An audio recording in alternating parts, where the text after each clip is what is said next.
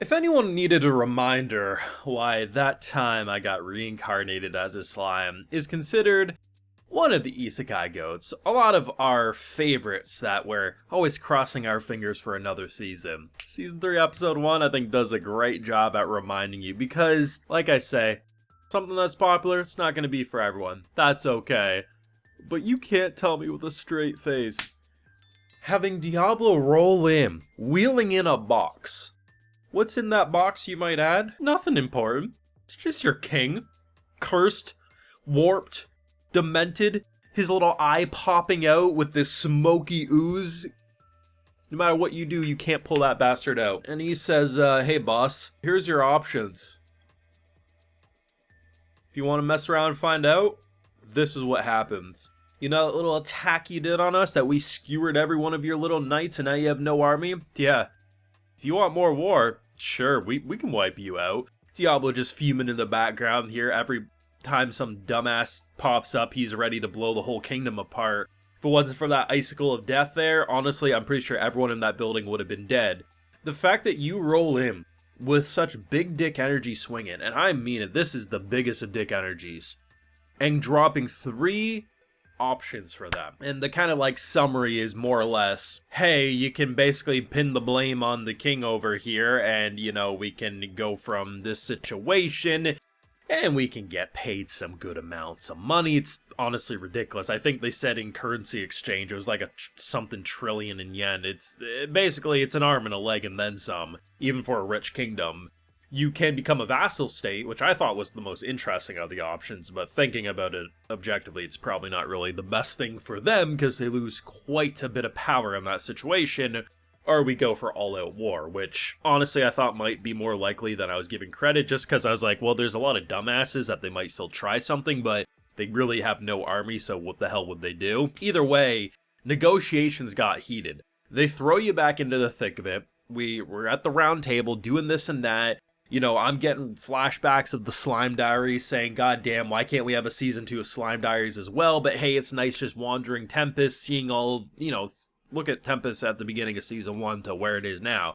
It's just great to see how much it's evolved, and then we get into the political ramifications, and that's where Slime really shines. I think the 2 things I love about this show is the simplistic, like, just watching a monster village be brought up, and the political ramifications of said monster village and what it does to this world.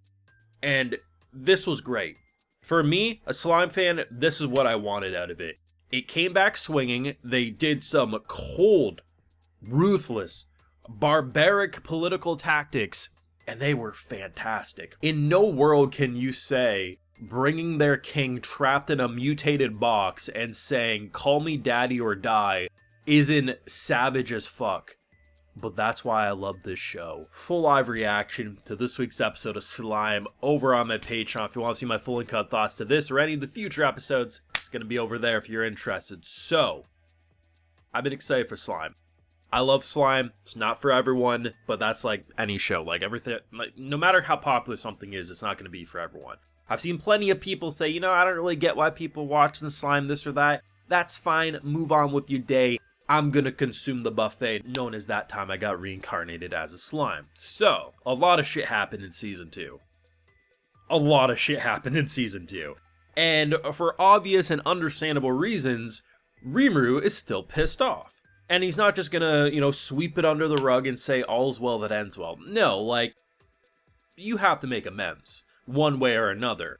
And the idea, this is, like, already such a powerful intro because imagine rolling into a kingdom. I think there was 3 boxes total. 2 of them end up getting saved before we reach the capital, and then the king still just...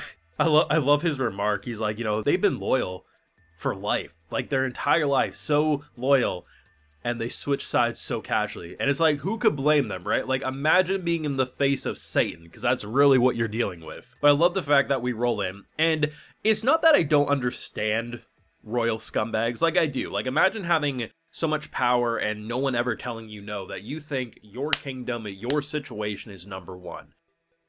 Go tell your boss that we'll be back with our demands. Your peaceful boss will be back with demands. Bro, you have no army. We skewered it. What little you have left is basically saying, don't do it, bro. Are you dumb? Like, I get it. There hasn't been a reality check, but I was so happy when he got frozen. Just an absolute douche nozzle. Just pure scumbag energy. Collectively, the group was all like, we gotta give in. Because, like, what else can you do? Like, logically, at that point, there's not much else you can do. And the three options are overall pretty fair, given the circumstances. Of course, they may try to go payment plan if they do go the route of, hey, we'll pin the blame on the old king over here, and we'll pay you an arm and a leg. Payment plan would make sense, but either way, like, it's probably the most likely. But the issue is that it's very easy to go into a situation where they become a vassal state, or they try for war again. And the way they could try for war again is some allies hear rumblings, some dumbass with some grand ambitions decides to make some plays, they pretend to maybe be a vassal state or this or that, get close. There's a lot of ways it could still explode into all-out war. But that ain't gonna be good for them.